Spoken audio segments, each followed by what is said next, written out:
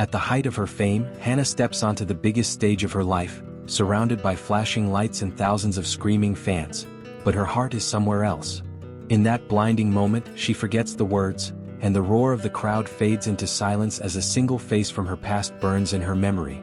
The world watches, expecting her to rise, but inside she is crumbling under the weight of the life she chose. What happens next is a decision that will change not only her future but also the love she thought she left behind. The question is, will she lose everything or finally find what truly matters? Hannah had always hated the silence of her small town.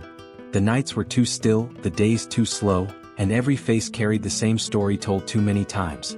She wanted the noise of the city, the lights, the fame. Sam was the only thing that made her hesitate. He had been her shadow, her laughter, her comfort since childhood. He never said the words, but she felt his love in the way he looked at her. On the night she left, Sam stood at her gate with a small wooden bracelet he had carved. His eyes pleaded for her to stay, but Hannah hugged him quickly and turned away. Her heart beat faster, not from leaving him, but from running toward the dream she thought was waiting.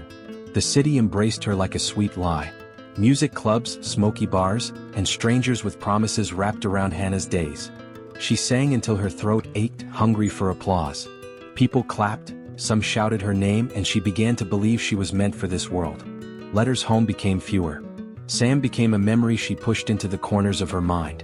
The city gave her what she wanted, but it also took pieces of her sleep, her peace, her innocence.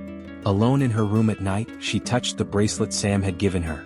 Sometimes she wondered if she had chosen the right life, but she drowned that thought with more ambition. Then came Victor. A man with sharp suits and sharper words. He saw her, promised her the stage, the cameras, the world. Hannah followed him blindly. At first he gave her everything, songs, attention, shining lights. But soon, his words turned into commands, his charm into control. The music she once loved became a cage. Her smile on posters hid the tears she cried at night. Victor's world was not love, it was ownership. And Hannah, once free, felt trapped. She held the bracelet tighter in her hands, whispering Sam's name like a prayer. The night of her biggest concert was also the night she broke. Thousands of people shouted her name, but their voices felt empty. The lights blinded her, the music pounded, yet she felt nothing. In the middle of her song, she saw Sam's face in her mind, calm, steady, waiting. The words slipped from her lips. The crowd grew restless. Hannah froze, her heart screaming louder than the music. And then she ran. Off the stage. Away from Victor. Away from everything she thought she wanted. The road home felt heavier than the road she once took to leave. Every mile carried regret, every silence filled with Sam's voice. When she reached the town, nothing had changed. The same dusty roads, the same old shop, the mango tree still standing. Yet everything felt different, warmer, alive. She found Sam outside his house, fixing a broken chair. He looked up and time stopped. His hands froze. She could not speak at first.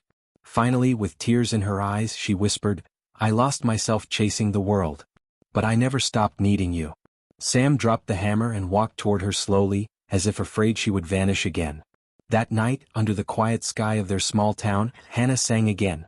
Not for strangers, not for cameras, but for Sam. Her voice was softer, but truer.